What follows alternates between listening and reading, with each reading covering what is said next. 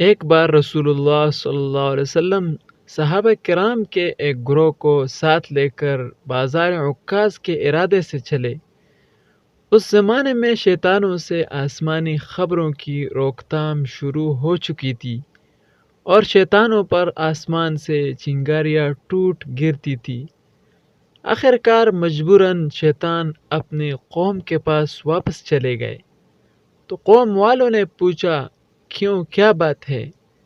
شیطان بولے، اب ہمارے اور آسمانی خبروں کے درمیان پردہ حائل ہو گیا ہے، اس لیے کہ ہم جب آسمان کی خبریں لینے جاتے ہیں تو ہم پر انگارے پھینک کر مارے جاتے ہیں۔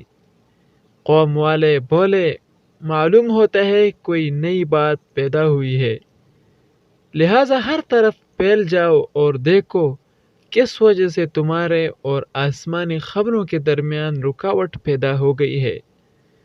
چنانچہ جو شیطان ملک تہامہ کی طرف آئے تھے اور عکاظ کو جا رہے تھے، وہ اتفاقاً حضور صلی اللہ علیہ وسلم کی طرف بھی آ نکلے۔ آپ صلی اللہ علیہ وسلم اس وقت مقام نخلہ میں صحابہ کرام کو فجر کی نماز پڑھا رہے تھے۔ شیطانوں نے جب قرآن کی آواز سنی تو کان لگا کر سنتے رہے، پھر سن کر کہنے لگے، خدا کی قسم یہی وجہ ہے کہ ہمارے اور آسمانی خبروں کے درمیان پردہ حائل ہو گیا ہے۔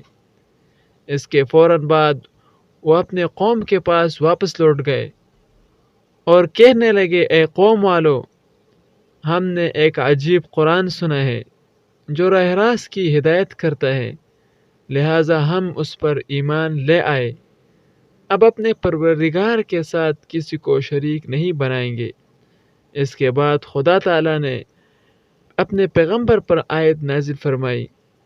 در حقیقت رسول اللہ صلی اللہ علیہ وسلم کو جنات کی اس گفتگو کے بذریعہ وحی اطلاع دی گئی تھی۔ یہ بخاری شریف کی روایت ہے۔ اس سے یہ بات معلوم ہو گئی کہ حضور صلی اللہ علیہ وسلم صرف بنی نوع انسان ہی کے لیے ہدایت اور فلاح کے علمبردار نہیں تھے، بلکہ جنات بھی آپ کی امت، دعوت و اجابت میں داخل ہے۔ وہ بھی آپ صلی اللہ علیہ وسلم کی مقدس تعلیمات اور روشن تفہیمات سے بالکل اس طرح مستفید ہوتے تھے جیسے انسان مستفید ہوتے ہیں۔ چنانچہ روایت سے اس کا ثبوت ملتا ہے کہ حضور صلی اللہ علیہ وسلم جنات کو بھی تبلیغ کرنے کے لیے جاتے تھے۔